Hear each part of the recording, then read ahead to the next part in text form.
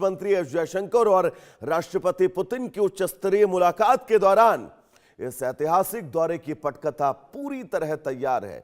Putin ने खुद इस बात पर मुहर लगाई है कि मुश्किल वैश्विक हालातों के बावजूद भारत और रूस के बीच आर्थिक और व्यापारिक साझेदारी में रिकॉर्ड बढ़ोतरी दर्ज की गई है। रूस भारत को ऊर्जा सेक्टर, कच्चे तेल और फर्टिलाइजर्स की निर्बाध सप्लाई लगातार जारी रख रहा है, जिससे दोनों देशों का द्विपक्षीय व्यापार तेजी से $7 अरब को पार कर चुका है।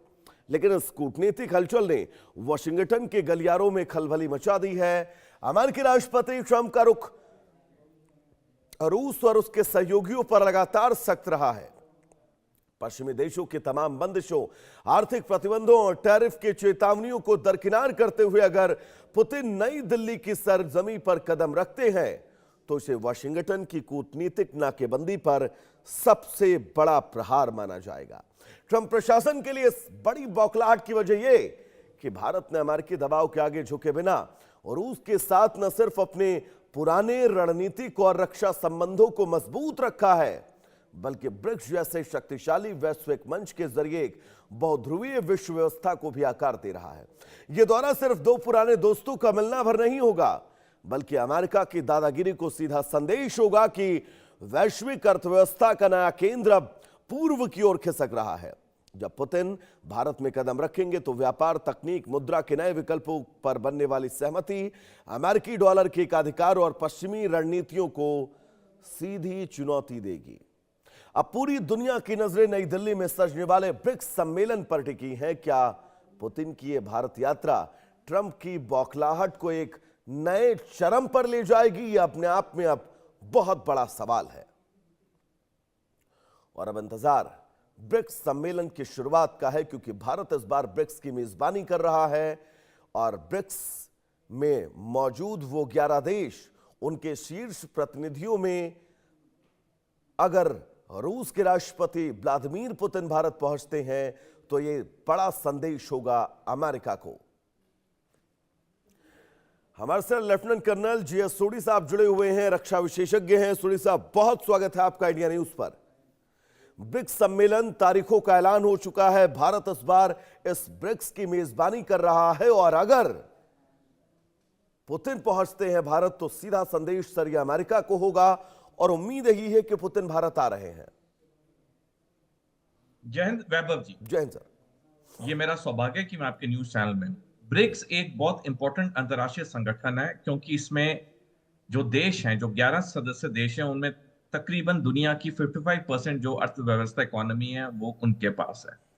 लेकिन इस वक्त ना चीन ने कंफर्म किया है कि शी जिनपिंग भारत आएंगे और ना ही रूस ने अब तक कंफर्म किया है कि राष्ट्रपति पुतिन भारत आएंगे। हमें याद होगा 2024 में जब भारत शंघाई कोऑपरेशन ऑर्गेनाइजेशन की प्रेसिडेंटशिप कर रहा था, तब ये दोनों नेता नहीं आए थे और फिर लास्ट मिनट पे हमें वो मीटिंग को वर्चुअल मीटिंग में करना पड़ा था।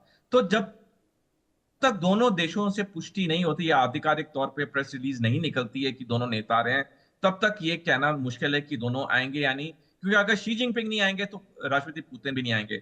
तो अगले कुछ दिन इंपॉर्टेंट है देखने के लिए कि ये कंफर्मेशन आती है या नहीं। लेकिन जो ब्रिक्स है, ब्रिक्स एक बहुत इंपॉर्टेंट संगठन है और डेफिनेटली अमेरिका को उससे चिढ़ तो है। जिस तरह से बार बार अमेरिका के राष्ट्रपति या अमेरिका के secretary of state Marco Rubio ने ब्रिक्स के बारे में कई तीखी टिप्पणियां की हैं, तो ये डेफिनेटली दिखाता कि अमेरिका को इससे खलबली तो मची हुई है। लेकिन साथ साथ अमेरिका के राष्ट्रपति ये भी कहते हैं कि भारत हमारे साथ है, वो ब्रिक्स के देशों के साथ नहीं है। तो शायद मेरे को लगता है कि और थोड़े टाइम में जब ये सारी चीजें क्लियर होंगी कि चीन और रूस के राष्ट्रपति आ रहे हैं या नहीं, तो उसके बाद फिर सारी चीजें क्लियर होंगी। बट यस, ये एक इंपॉर्टेंट मीटिंग है और मेरी पर्सनल राय में रूस और चीन के राष्ट्रपति को आना चाहिए, क्योंकि एक अच्छा मौका है दुनिया के अहम देशों को साथ बैठने का, इंपॉर्टेंट विषयों पे चर्चा करने का, अहम निर्णय लेने का, क्योंकि आज ये जो देश हैं ब्रिक्स के, ये दुनिया के काफी ताकतवर देशों में से एक है। हाँ सोडी साहब, ब्रिक्स के 11 देशों का जिनका आपने जिक्र किया है, उन 11 देशों की लिस्ट और उनके नाम को अगर आप टटोलेंगे और उनकी गहराई में जाएंगे, अगर इन 11 देशों के शीर्षस्थ नेता भारत के सरजमी पर ऐसे वक्त में मौजूद रहते हैं जब दुनिया युद्ध से जूझ रही है, युद्ध में उलझी हुई है, तब ये मानकर चला जा सकता है कि भारत से शांति का एक बड़ा संदेश इन सभी देशों को दिया जा सकता है। डेफिनेटली देखिए, कई बार हमारे माननीय प्रधानमंत्री जी ने भी कहा है कि युद्ध किसी भी समस्या का समाधान नहीं है। आप जितना भी युद्ध कर लें, लेकिन फाइनली बैठना नेगोशिएटिंग टेबल के ऊपर ही होता है, डिस्कशन के बाद ही कोई भी युद्ध खत्म होता है। तो डेफिनेटली कोई भी युद्ध का कोई अहमियत तो होती नहीं है। लाखों करोड़ों के लोग लोग मरते हैं, कितनी संपत्ति बर्बाद होती है। तो एक ये अच्छा मौका है जब दुनिया के ये 11 अहम देश अगर भारत आए, भारत की जो मेजबानी है जो कि दुनिया में बहुत फेमस है, आके देखें कि भारत का कल्चर क्या है। और मोस्ट इंपॉर्टेंट ये है कि यहाँ पर आके ऐसे इंपॉर्टेंट निर्णय लें, क्योंकि आज ये 11 देश दुनिया के बहुत इंपॉर्टेंट देशों में से माने जाते हैं और इन सारे 11 देशों की अपनी एक क्रेडिबल स्टैंडिंग है इंटरनेशनल फोरम्स में।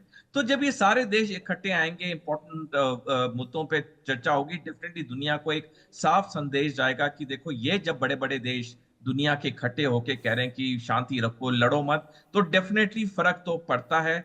तो मैं जैसे मैंने पहले कहा कि मेरी राय में सारे 11 देशों के जो हेड्स ऑफ स्टेट है उन्हें आना चाहिए, यहाँ पे बातचीत करनी चाहिए, क्योंकि ये एक अच्छा मौका है दुनिया को दिखाने के लिए कि जब 11 शक्तिशाली देश इकट्ठे आएंगे, दुनिया में शांति बहाल के चांसेस हैं। अब तक तो दुनिया बहुत युद्धों से जूझ रही है, चाहे रूस यूक्रेन युद्ध हो, चाहे मिडिल ईस्ट में आए गए दिन वहां पे कोई किस पे हमला करा, अभी सीरिया पे 3 दिन पहले हमला हुआ है। तो डेफिनेटली अब दुनिया के 9 करोड़ नागरिक भी 9 अरब नागरिक भी थक चुके हैं लड़ाइयों से, युद्धों से, चीजें इतनी महंगी हो गई है।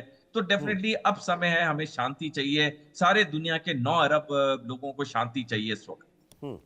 सुरेश साहब, मैं बात अगर सिर्फ व्लादिमीर पुतिन की करूं, क्योंकि विदेश मंत्री जयशंकर साहब इस वक्त रूस में ही हैं, उन्होंने मुलाकात भी की है व्लादिमीर पुतिन से, और पुतिन ये तय है इस वक्त में अगर भारत के दौरे पर पहुंचते हैं, जब अमेरिका ने सीधे तौर पर यह कह दिया था कि भाई अगर आप रूस से तेल खरीदेंगे, रूस से अगर आप व्यापार करेंगे तो हम आप पर टैरिफ लगा देंगे, लेकिन भारत ने अमेरिका के इन प्रतिबंधों, अमेरिका के इन धमकियों को नजरअंदाज किया और रूस से रिकॉर्ड तेल खरीदा है।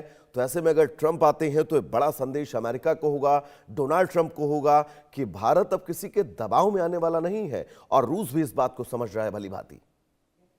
वैभव जी, डेफिनेटली मैं आपकी बात से पूरी तरह सहमत हूं। देखिए, भारत ने कई बारी पिछले कई सालों में साफ किया है कि हम किसी देश के साथ नहीं है, हम अपना स्वतंत्र निर्णय लेते हैं, जो हमारे राष्ट्रीय हित या राष्ट्रीय सुरक्षा के लिए अच्छा होता है हम वही करते हैं।